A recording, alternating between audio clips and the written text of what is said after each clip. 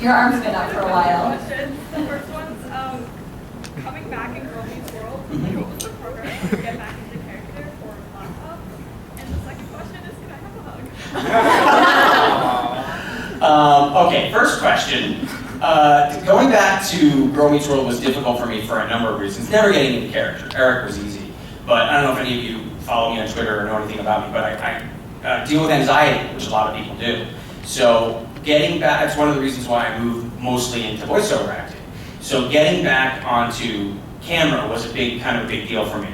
The first night being there was very emotional. It was I hadn't been in front of an audience, I hadn't been in front of a camera in, it was like 8 or 9 years. So that was tough. The second they put on the Plays with Squirrel's beard, I was right back to where I started. But it is, and if anybody does deal with anxiety, there's times it's crippling.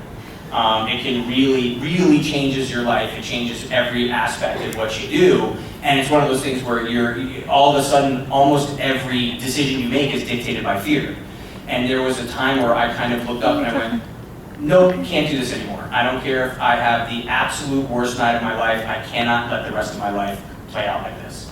So I gotta go back. And that was one of the things where Michael was like, whenever you're ready. And that's when I called him. I went, I'm not ready, but I have to.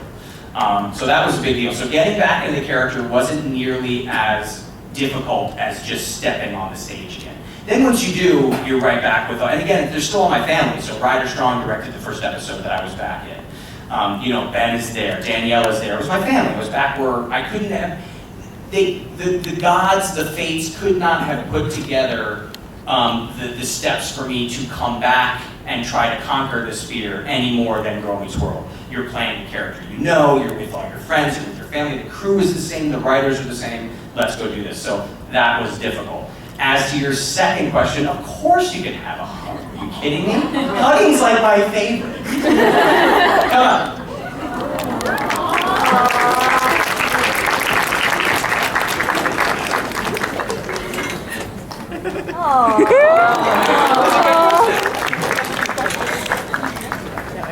All right, who we got next?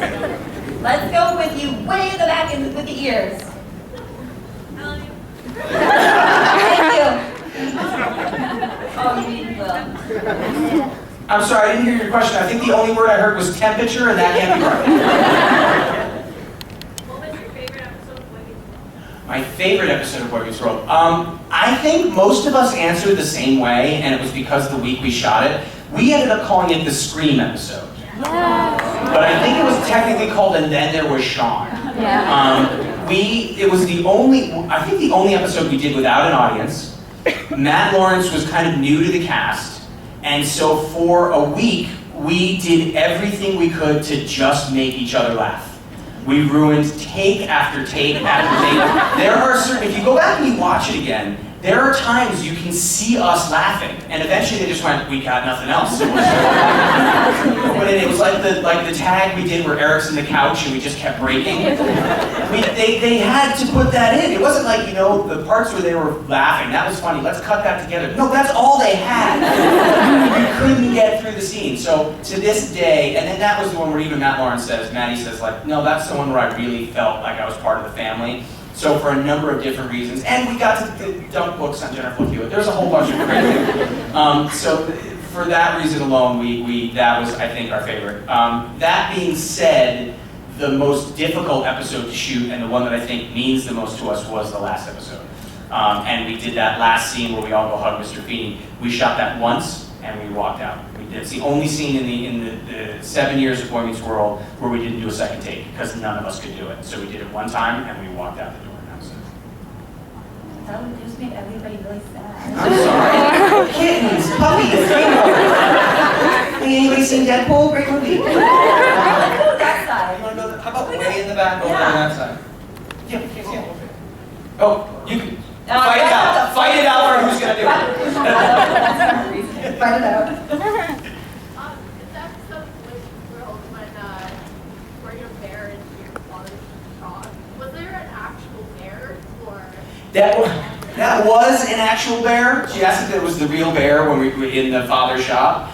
not only was it a real bear, and I'm acting with this bear, but like 6 months later it killed somebody filming a movie. Yeah, it was like, hey, remember that bear that you were like teasing? Yeah, it killed a guy. Yeah, that was a real bear, and it turned out later. That's one of the greatest stories. It was terrible. And now, but no, wait, we had somebody who had to sit down. Yeah, all right, there. I'm just wondering, I know you kind of partially answered it. I was wondering if physical acting or voice acting was more challenging. They're both challenging. Is face acting and physical acting or voice acting is more challenging. They're both very challenging for very different reasons. You have to constantly be aware of everything when you're on camera. Where you're standing, what you're saying, what you're wearing, how you look. You know, it all matters when you're doing that. You only have your voice when you're voice acting. That being said, seeing as I had no idea how to do it the first time, you know, if she was Kevin, he would say something and I'd go, but I don't know what's going on. And they go, no, you have to do it into the microphone. I go, oh, sorry, okay. So, but why are you doing that? So it's kind of Kevin going into the microphone. Again, so they're challenging for different reasons. I love the absolute purity of voiceover acting. It is just you and the microphone. That's all you got. So there's something quite wonderful about that. That being said, there's nothing like being in front of an audience. Being in front of an audience is absolutely a wonderful feeling, terrifyingly wonderful, but it's great. Like, you right here, you've had your hand up for a while. On Boy Meets World, did you guys ever do pranks on each other? And what Did was we the play best? pranks on each And other? what was the best prank? We never, I mean, you know who played, Tony Quinn, Anthony Tyler Quinn, who played Mr. Turner for a couple seasons. And Tony's still one of my closest friends in the world. And he would do things like, I would get to the set and I would open up my dressing room door and all of the furniture from the stage would be piled in my room. Like floor to ceiling, like looking up like, how did you do this? It was a prank, but it was also kind of like a physics lesson in how to make that. So there were little things like that. We weren't kind of the pranksters. There were little more kind of fun things that we did, like, you know, Danielle and I before every show would slow dance. Things like she'd come up and she'd go, dance with me, right? And we'd dance for 30 seconds before our show. I mean, things like that. So we weren't pranksters so much as, Bring the bear back. Yeah, bring the bear back, that'd be fun. No, it was random stuff we grew up doing. I mean, our lives were different than a lot of people's in that we still had to go to school as kids, you still had 3 hours, and you still had gym class. But our gym class was they'd throw us a football and go play the kids from Home Improvement. That was gym. Where it was like, Jonathan Taylor Thomas just cut my legs out from what the hell? So, we had some interesting days on the set of Boy Meets World. How about right in the middle right there, sir? Yes, with the waving of the hand. A movie I always find myself going back to is something called Trojan War. Trojan War, I owe you $7. I was wondering if you could talk about your experience on that movie. Trojan War was, I had a phenomenal time. For those of you who didn't see it, by that I mean all of you. We did a movie called Trojan War in 1997-ish. The shooting of which was horrific in that the entire movie takes place in one night. So we shot 40 straight nights. You go to work right as it's about to get dark and you shoot until it's too light to shoot. The entire movie was about one kid's search for a condom. That's called Trojan War. It was one of those movies that came and went. It had, this is a true story, in its first test screening, it tested higher than Michael Keaton's Batman. True story, and then went direct to video. So it was one of those films, the director who's named George Wong, who did an amazing film called Swimming with Sharks with Kevin Spacey and Frank Whaley. He directed that movie, and he looked at me and said, they're releasing it in one theater, one day, in Boulder, Colorado. And I said, well, we gotta go. So we flew there. The first screening ever of Trojan War, it was just the two of us in the theater. The second screening, it was the two of us, and then there were 3 girls in front of us, right about the right age, and then an older couple. Halfway through, the older couple had got up and left. The 3 girls in front, they stayed the entire movie. The credits roll. The one girl turns to the other girl and goes, I'm so sorry, I owe you $5. I looked at George and went, you ready to go? Okay. No, didn't say hi. Got up, Flew home the next day. And that's become kind of a little cult following movie. It was a teen movie, it was like 6 months before the teen movies really hit, that movie came out. So go and watch Trojan War. And by that I mean try to find Trojan War somewhere.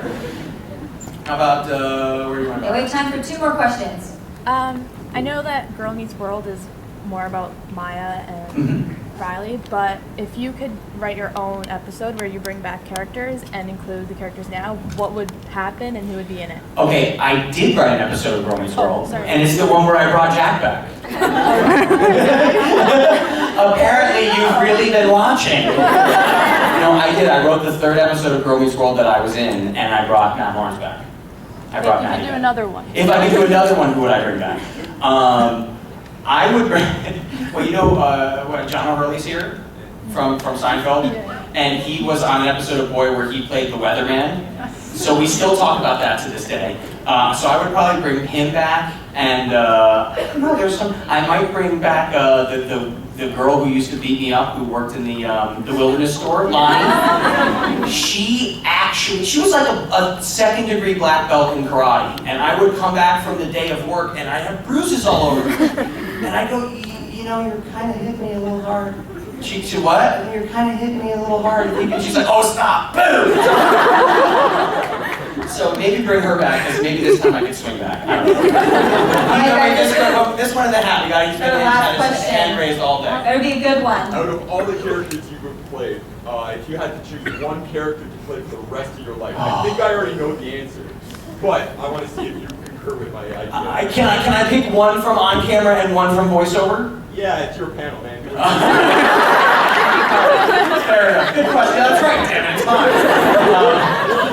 You know, for pure joy and fun of playing, it's hard to beat Eric Matthews. I mean, it really is. It's just you couldn't do anything wrong with Eric. You couldn't go big enough. It was ridiculous. Like, it did not matter what Eric did, and that's why hopefully we're going to be seeing a lot more of him in the future in a very interesting kind of way. As for voiceover, everyone seems to top the next, but at the end of the day, being able to tell women you're Batman and not being lying is kind of cool. how I got my fiance. I'm Batman. She's like, let's go.